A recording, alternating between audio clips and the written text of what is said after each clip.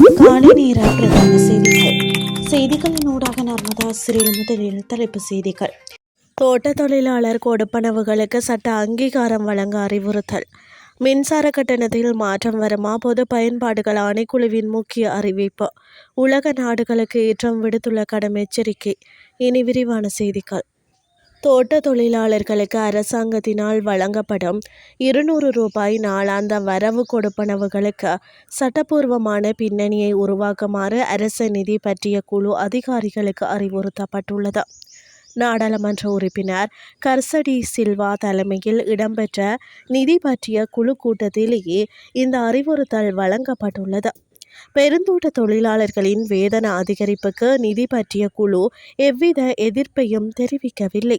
எனினும் இந்த கொடுப்பனவை வழங்கும் முறைமை தொடர்பான சட்டப்பூர்வமான நிலைமை குறித்து கட்டாயம் கலந்தாலோசிக்கப்பட வேண்டும் என நாடாளுமன்ற உறுப்பினர் கர்சடி சில்வா சுட்டிக்காட்டியுள்ளார்.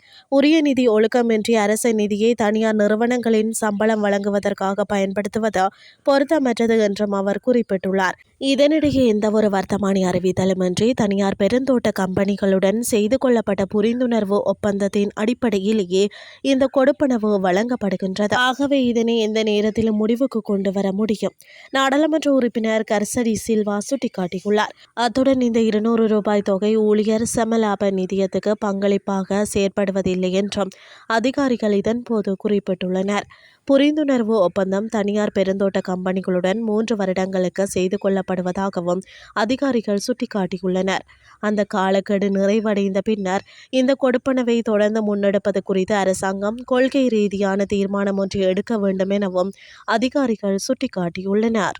2026 ஆண்டுக்கான உத்தேச மின்சார கட்டண திருத்தம் தொடர்பில் பொதுமக்களின் எழுத்து மூல கருத்துக்கள் மற்றும் முன்மொழிவுகள் எதிர்வரும் மார்ச் மாதம் 18 வரை ஏற்றுக்கொள்ளப்படும் என அறிவிக்கப்பட்டுள்ளது. இலங்கை பொது பயன்பாடுகள் ஆணைக்குழு இதனை அறிவித்துள்ளது.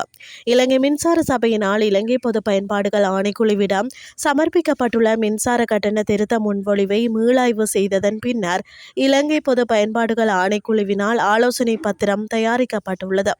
உத்தேச கட்டண திருத்தம் தொடர்பான எழுத்து மூல கருத்துக்கள் மற்றும் முன்மொழிவுகளை சமர்ப்பிக்க முடியும். அதற்கமைய மார்ச் 7 அம்பாறை மாவட்ட செயலக கேட்போர் கூட்டத்திலும் மார்ச் 11 வவுனியா மாவட்ட செயலக கேட்போர் கூட்டத்திலும் இந்த கூட்டம் நடைபெறவுள்ளது. அத்துடன் மார்ச் 12 மாத்தளை பிரதேச செயலக கேட்போர் கூட்டத்திலும் மார்ச் 16 கம்பாந்தோட்டை மாவட்ட செயலக கேட்போர் கூட்டத்திலும் மார்ச் 18 கொழும்பு பண்டாரநாயக்கா மாநாட்டு மண்டபத்திலும் இந்த கூட்டம் நடைபெறவுள்ளது. இனி வெளிநாட்டு செய்திகள். அமெரிக்க உச்ச நீதிமன்ற தீர்ப்பை கருத்தில் கொண்டு எந்த நாடாவது வரி விதிப்பு விவகாரத்தில் விளையாட நினைத்தால் அந்த நாடுகளின் பொருட்கள் மீது மோசமான முறையில் மிக அதிக வரி விதிக்கப்படும் என அமெரிக்க ஜனாதிபதி டொனால்ட் ட்ரம்ப் எச்சரிக்கை விடுத்துள்ளார். உலகில் உள்ள பல நாடுகளில் இருந்து அமெரிக்காவில் இறக்குமதி செய்யப்படும் பொருட்கள் மீது ட்ரம்ப் பரஸ்பர வரி விதித்தார். இந்த வரி விதிப்புகள் செல்லாது என்று அந்நாட்டு உச்ச நீதிமன்றம் அண்மையில் தீர்ப்பளித்தது. அத்தோடு வரி விதிக்கும் அதிகாரத்தை அமெரிக்க நாடாளுமன்றத்துக்கு தான் அந்நாட்டு அரசமைப்பு சட்டம் வழங்கியுள்ளதாக உச்ச நீதிமன்றம் தெரிவித்தது.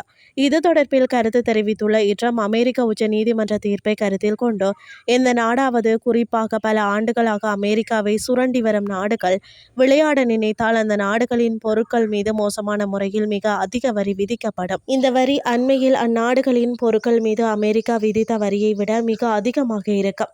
வரி விதிப்புக்கு அமெரிக்கா நாடாளுமன்ற ஒப்புதல் நான் பெற தேவையில்லை. அந்த அனுமதி நீண்ட காலத்திற்கு முன்பே பல வடிவங்களில் ஏற்கனவே பெறப்பட்டுள்ளது. இந்த அனுமதிகள் உச்ச நீதிமன்றத்தின் தீர்ப்புகளால் உறுதி செய்யப்பட்டுள்ளன என அவர் தெரிவித்துள்ளார். இத்துடன் செய்திகள் யாவும் நிறைவடைகின்றது. அடுத்த இரவு 8:30 எதிர்பாருங்கள். நன்றி.